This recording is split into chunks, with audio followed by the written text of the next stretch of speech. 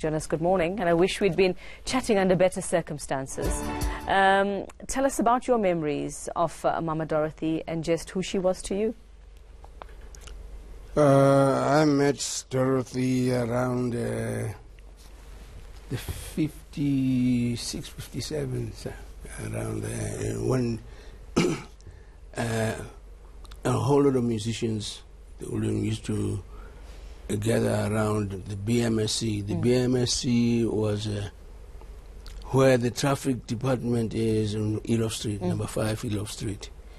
Yeah, so they would hang out there. And then, of course, 57, there was Doki House, which is right next door. But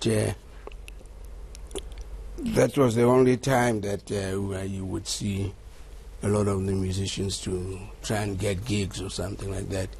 And then she was quite a big star, because she was lined up with the biggest of them, the Dolly Ratebes, the Tandy Classens, you know, the Miriam Makebas, at a show which was called African Jazz and Variety.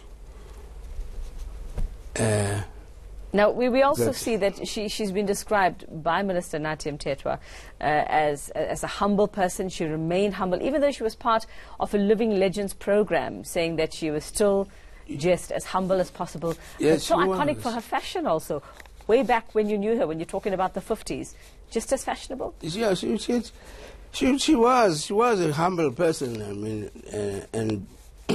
and she was quite young, of course, then, you know, because these were the older people. Yeah. But the African Jazz and Variety show, they used to have them sitting on stage, all of them, you know, and then they would just stand up and sing their solos, and she was one of those. And that was the early 50s too. But she had a hit song which was called Non Tsokolo. Yeah, that's when you heard Dorothy over. I heard her over. There was Ready Fusion, which was like a speaker that you rented from the municipality in Orlando East. I come from Orlando East, and we used to hear Dorothy's hit song over and over, yeah. You know, on the Radio Fusion. And what for you makes her a legend and an icon? You, having known her, what do you say what has left her with this legacy? What made her the person and the artist that she was? Well, she was a great singer. She used to sing a lot of jazz, you know, American standards, and she was quite a composer.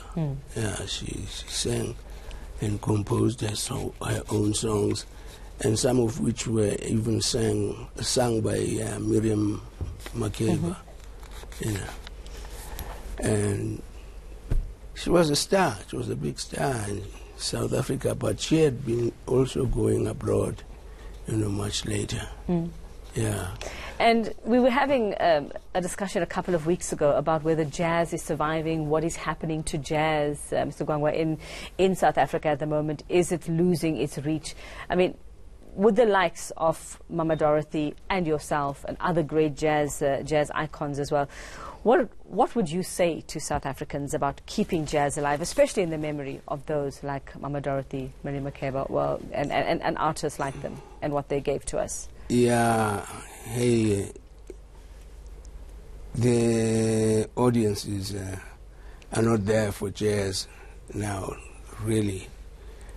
And I think these young ones are the ones now who are attending the shows, because you see, the main thing about South Africa is the venues.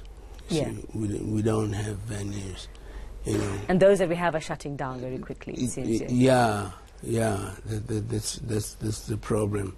So the people who are attending shows and whatever